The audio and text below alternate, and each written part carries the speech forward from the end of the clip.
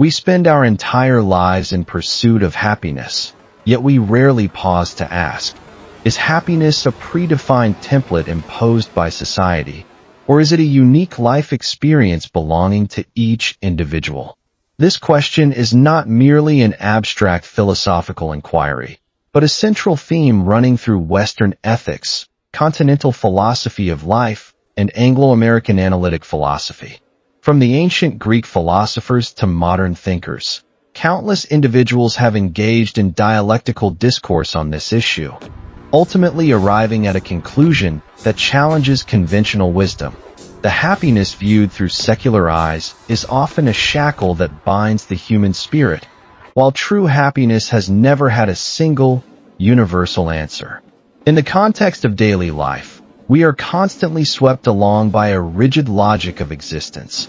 This logic is rooted in the need to construct social order. It has been passed down through generations and held up as a model. In childhood, one cultivates knowledge. In youth, one seeks a stable career. In middle age, one builds a complete family and fulfills familial responsibilities. In old age, one enjoys the joys of family life. Throughout this journey, one pursues the accumulation of wealth and external recognition. Completing this process is defined as a fulfilled life, marked by happiness and smooth sailing. This path is not without value. It provides basic stability, allows people to integrate into the collective and gain a sense of belonging, and reduces the trial and error costs of life choices. It is also the secular model of happiness recognized by Anglo-American sociological circles, aligning with the survival needs of the general public. However, numerous real-life examples and philosophical reflections demonstrate that this paradigm does not apply to everyone. Countless people who have methodically followed each step still feel a sense of emptiness and anxiety deep within. They toil endlessly, yet lose sight of themselves. They cater to external expectations, yet exhaust their energy. This is not an individual failure, but rather a misperception of happiness, the inevitable result of the masses blindly following a uniform template while neglecting individual spiritual needs. To truly understand happiness, one must first clarify its essential definition. This is a foundational proposition for which the philosophical community has long established a clear framework. Anglo-American analytic philosophy divides it into two rigorous paradigms. Neither is inherently superior to the other, yet they constitute the core distinction in the understanding of happiness. The first is the positive conception of happiness, which belongs to classical virtue ethics and modern utilitarianism, and is also the definition widely accepted by the public. This concept originated in Plato's theory of the good and was developed into a complete system in Aristotle's Nicomachean Ethics. It defines happiness as the ultimate state of fulfillment in life, a synthesis of virtuous practice, the achievement of goals, the satisfaction of needs, and emotional pleasure. It encompasses both the stability and smoothness of the secular realm and the realization of spiritual values. Subsequently, British utilitarian scholars Jeremy Bentham and John Stuart Mill further secularized this concept, linking happiness to the experience of pleasure and the acquisition of benefits. They argued that an individual's pursuit of worldly goals, such as wealth, emotional fulfillment, and social status, constitutes a rational path to happiness. This perspective aligns with the logic of social functioning and has become a central pillar of the mainstream value system.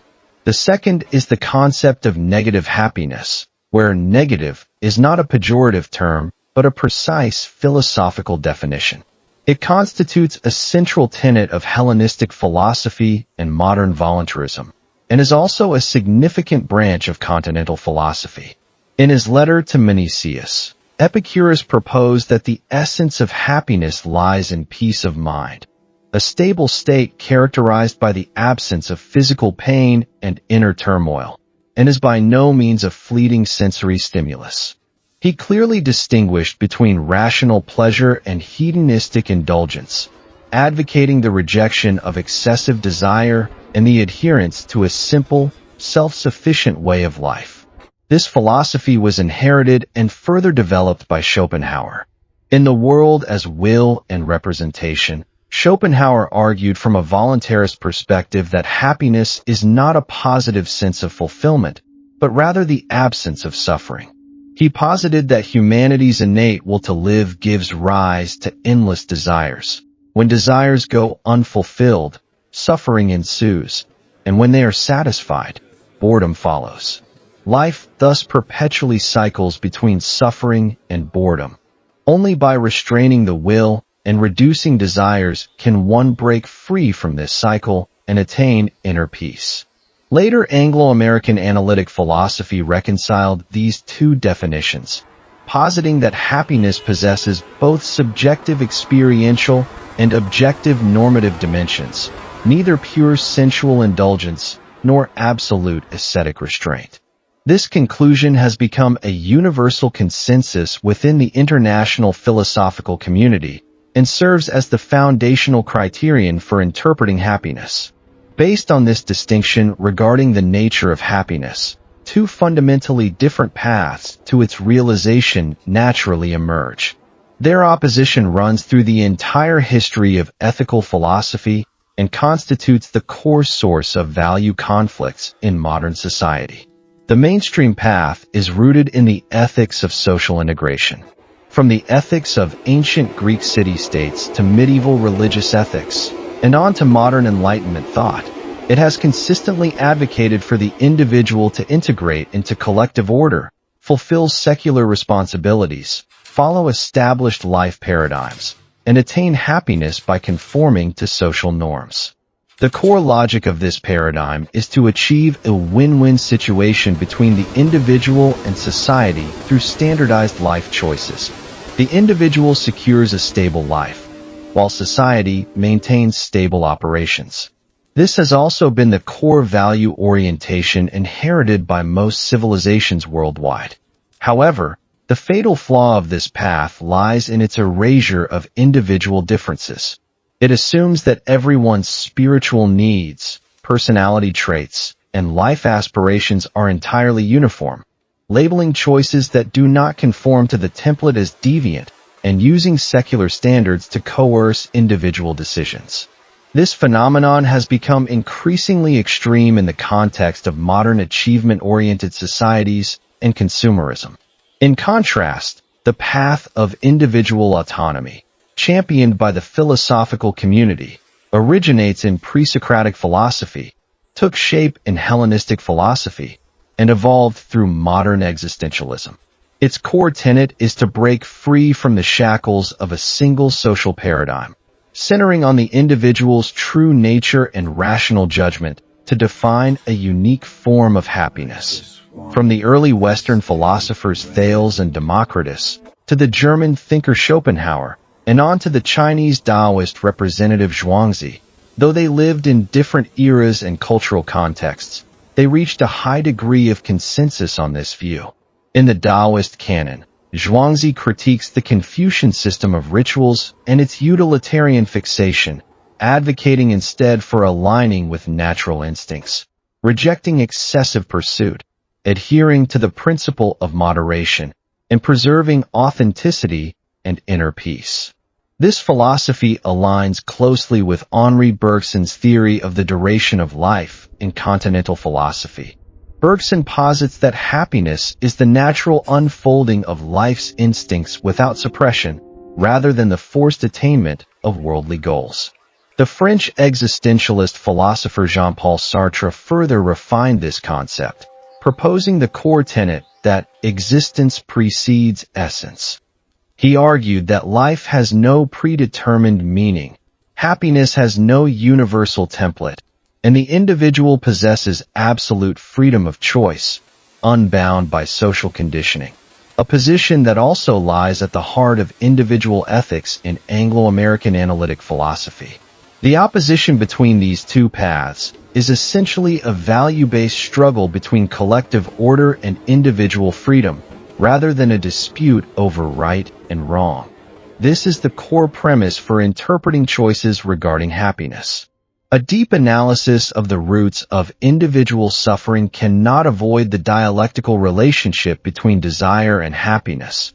This proposition is central to Schopenhauer's voluntarism and is also a focal point of both Anglo-American and continental philosophy. First, it must be made clear that desire itself is not inherently negative. Basic survival instincts are the necessary driving force for sustaining life and propelling social development. Reasonable desires, such as the need for food and shelter and the pursuit of stability, are fundamental components of happiness. This is a consensus within the international philosophical community and by no means a denial of the value of desire. The crux of the problem lies in excessive desire. Under the influence of consumerism and achievement-oriented values, modern society continuously amplifies individual desires, equating the accumulation of wealth, the climb up the social ladder, material possessions, and external validation with happiness, thereby fostering endless feelings of envy and anxiety. People are forced to overexert themselves physically and mentally, chasing goals that exceed their needs and capabilities, living day in and day out in anxiety and internal conflict. Even when they achieve their goals, the fleeting sense of satisfaction is soon followed by an even greater sense of emptiness, which immediately gives rise to new desires, trapping them in a vicious cycle from which they cannot escape. This phenomenon is precisely the unchecked will to live that Schopenhauer criticized, and it is also the core critique of modern alienation in Anglo-American philosophy. Faced with this dilemma, philosophers throughout history have offered strikingly similar solutions: to use reason to restrain desires and to distinguish between necessary needs and superfluous greed. Epicurus advocated clinging to simple, easily attainable pleasures, rejecting high-risk desires such as vanity, greed, and sensual indulgence, and preserving inner contentment and peace. Schopenhauer advocated simplifying life, lowering expectations, and distancing oneself from meaningless social interactions to reduce external interference with the inner self. Zhuangzi emphasized acting within one's means, discarding utilitarian obsessions, refraining from pursuits beyond one's capabilities, and safeguarding physical and mental harmony. These principles do not advocate for passivity or withdrawal from the world, but rather represent rational self-discipline, a wisdom that prevents physical and mental exhaustion and returns us to the essence of life. Anglo-American analytic philosophy summarizes this concept as follows: the key to happiness lies not in possessing more, but in moderation. Excessive desire is the root of suffering, and moderate restraint is the prerequisite for happiness. This conclusion is not empty preaching, but a truth validated by countless philosophical deliberations and empirical evidence. In the pursuit of happiness, the trade-off between worldly ties and spiritual freedom is an ethical choice every individual must face.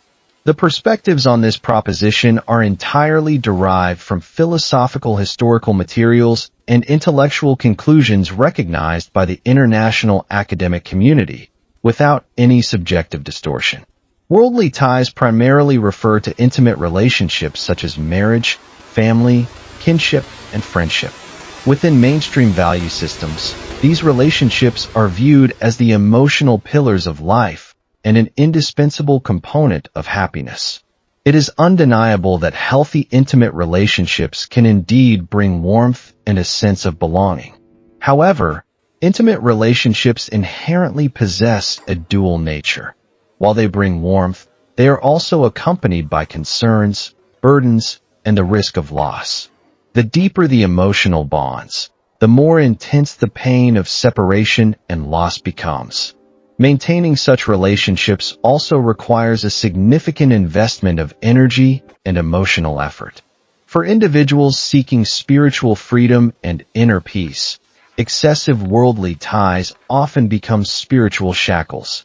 The early Western philosopher Thales chose to remain celibate for life, not out of cold-heartedness, but because he saw through the hidden pain behind emotional ties and proactively avoided risks to safeguard his inner peace. Democritus, the proponent of atomism, opposed blind procreation, believing that raising children would disrupt the tranquility of life, consume all one's energy, and even entail the pain of seeing one's children grow up in ways that deviate from expectations.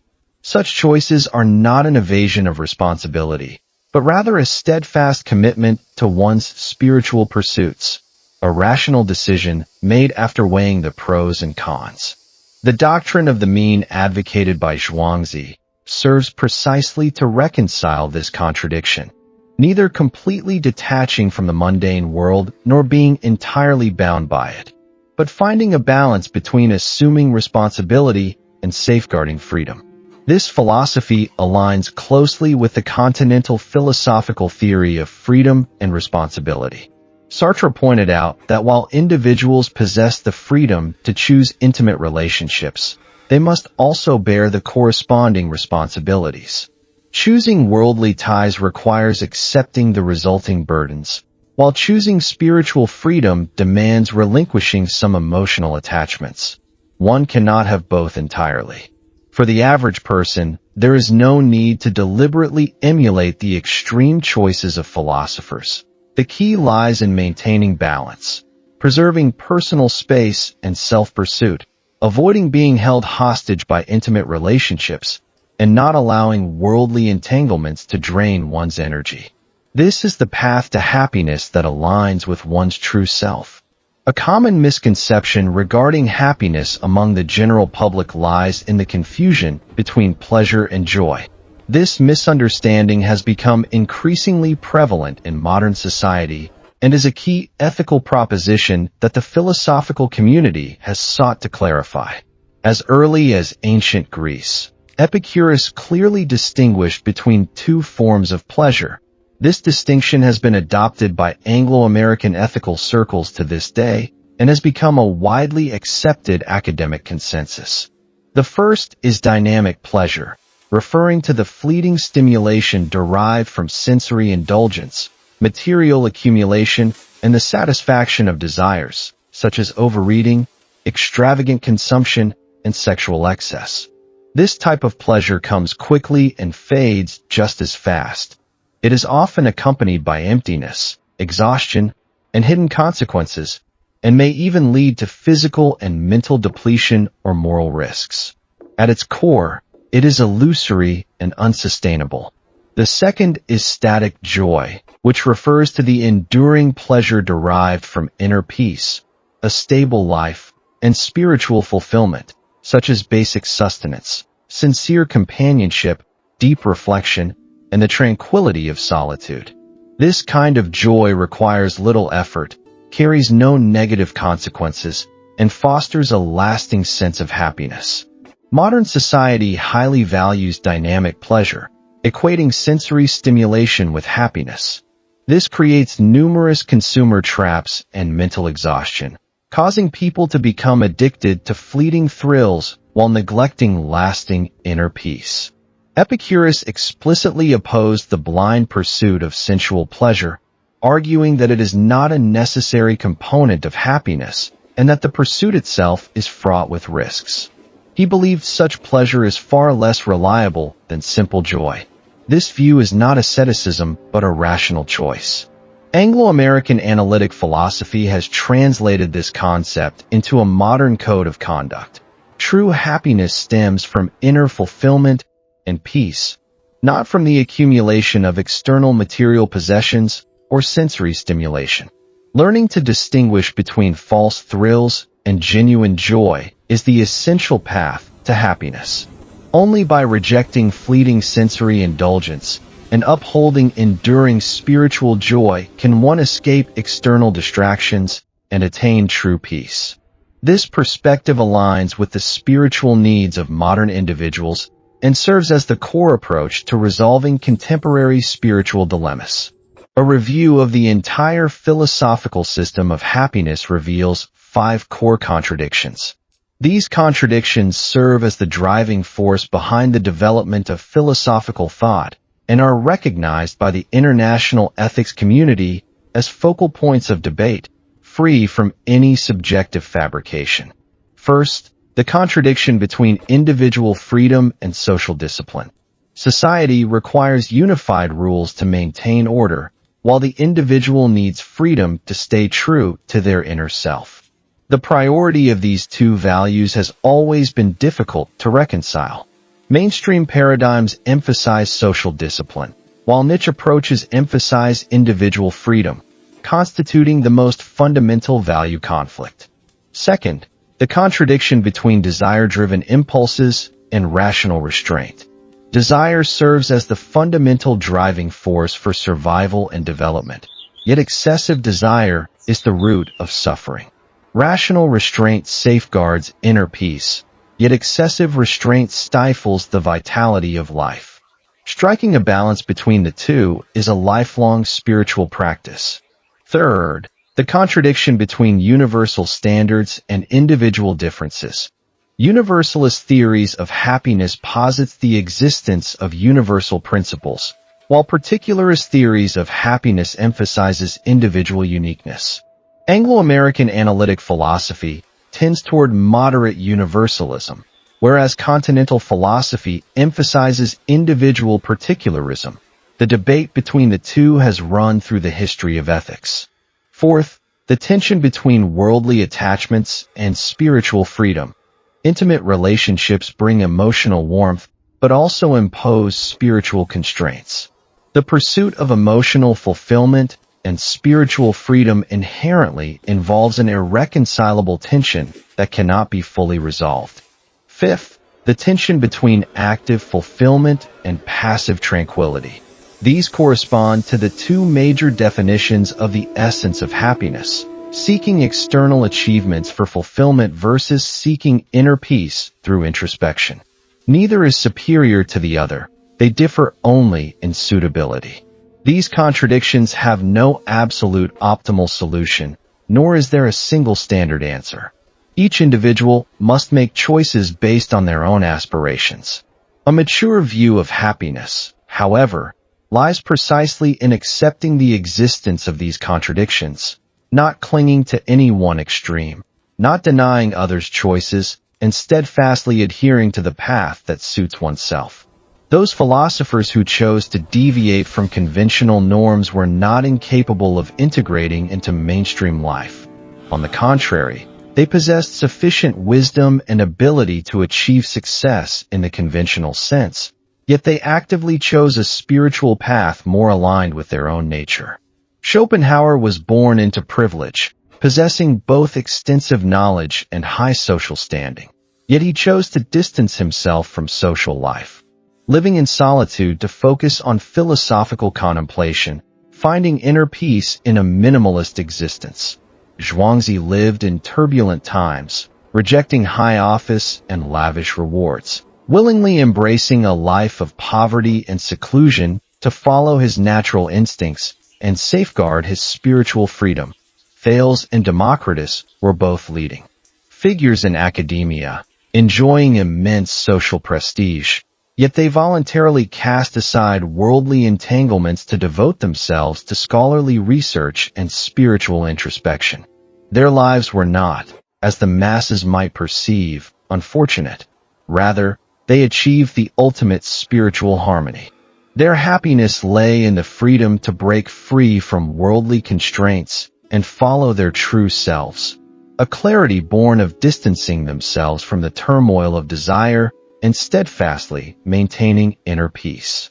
Such choices do not encourage everyone to turn their backs on the world or abandon their families. Rather, they convey a core philosophical principle. Happiness is fundamentally subjective, and there is no one-size-fits-all template.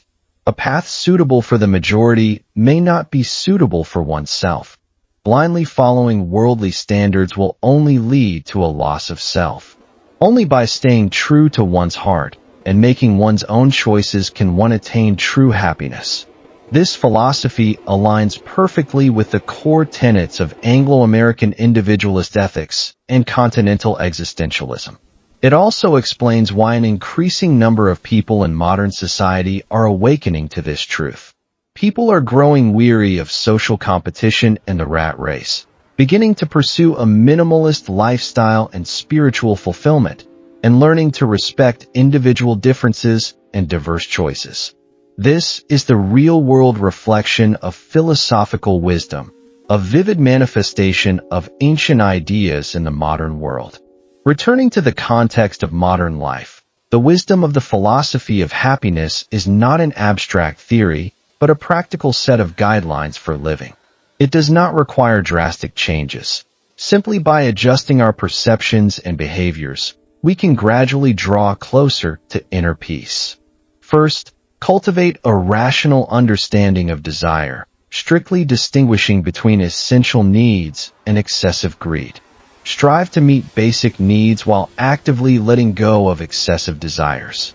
Reduce the urge to compare oneself with others. Resist the constraints of consumerism, and shift one's energy from the pursuit of material possessions to the enrichment of the spirit. Second, discard absolute templates of happiness and embrace your own uniqueness. Do not blindly cater to external expectations or follow the crowd. Neither deny the value of conventional paths nor reject the validity of niche choices. Instead, find a rhythm of life that suits you. Furthermore, learn to balance worldly responsibilities with spiritual freedom. Fulfill your obligations without overexerting yourself. Reserve space and time for solitude to engage in self-reflection and renewal. Do not allow yourself to be held hostage by intimate relationships or drained by worldly entanglements. At the same time, learn to distinguish between genuine joy and fleeting pleasure. Distance yourself from transient sensory stimulation and cultivate lasting spiritual fulfillment. Savor the peace derived from reading, solitude, nature, and sincere companionship, and reject meaningless self-sabotage and anxiety. Finally, respect diverse paths to happiness. Do not judge others by your own standards, nor let their choices influence your own. Embrace life's imperfections. Lower excessive expectations of others, yourself, and life itself, and face the ups and downs of gain and loss with a peaceful mindset. These practices are not a form of passive withdrawal from the world, but rather a rational approach to life, a responsibility toward one's own happiness and the embodiment of philosophical wisdom. British and American analytic philosophy emphasizes that happiness is a rational state of being, not an emotional fluctuation. Continental philosophy of life holds that happiness is the natural unfolding of life's instincts, not a forced accumulation of worldly standards. Though these perspectives differ, they point to the same core truth. Happiness is never a peak to be climbed outward, but a peace to be reached inward. We live in a fast-paced, anxiety-ridden era. With the clamor of external voices all around us, it is easy to lose our way, to be held hostage by worldly standards, and to exhaust ourselves in the pursuit of desires.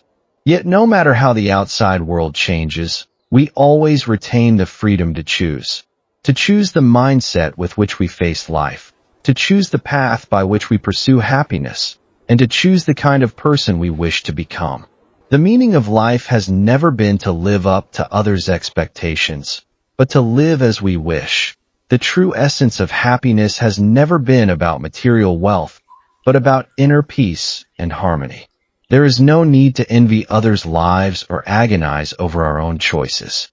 Everyone has their own rhythm, and everyone has their own happiness. There is no need to rush or force ourselves. Take it slow, accept who you are, and treat yourself with kindness. Philosophy is never an esoteric theory, but rather wisdom rooted in everyday life. It does not teach us how to achieve fame and fortune, but how to find inner peace. It does not teach us how to possess more, but how to find contentment in what we have.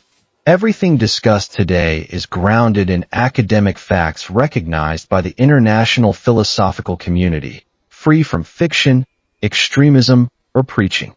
It simply presents wisdom on happiness that spans millennia in plain language, helping you break free from worldly misconceptions and return to the essence of happiness.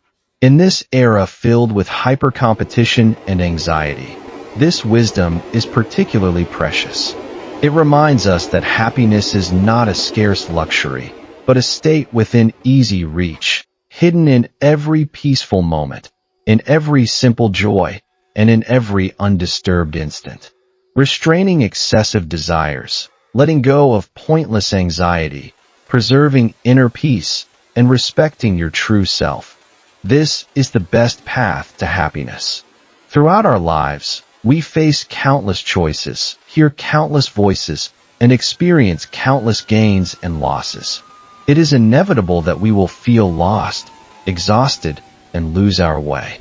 But as long as we firmly remember the essence of happiness, stand by our choices, and refuse to be swayed by the outside world or swept away by desire, we will not stray from the right path. We need not pursue a perfect life, nor cater to everyone's expectations, nor live according to society's templates. As long as we live comfortably, freely, and peacefully, without betraying ourselves or wasting our time, that is the best life. Happiness has never been a distant, unattainable destination, but rather the inner peace found in every single moment. It has never been a cookie-cutter template, but rather a life experience unique to you. May we all, in this complex world, stay true to our hearts, simplify our lives, break free from the shackles of convention, and shake off the chains of desire, so that we may reap our own lasting happiness. True happiness is simply recognizing the essence of life and still choosing to love it, without excessive pursuit, without excessive consumption, without blindly following trends, and without compromising oneself. Facing the world with a peaceful heart, treating desires with moderation, and upholding one's true self with a free spirit. This is what constitutes fulfillment. In this life, we seek neither grandeur nor fame and fortune, but only inner peace, ease, and composure, remaining true to ourselves and living a life without regrets. This is the ultimate wisdom that philosophy offers us, and it is the truest form of happiness.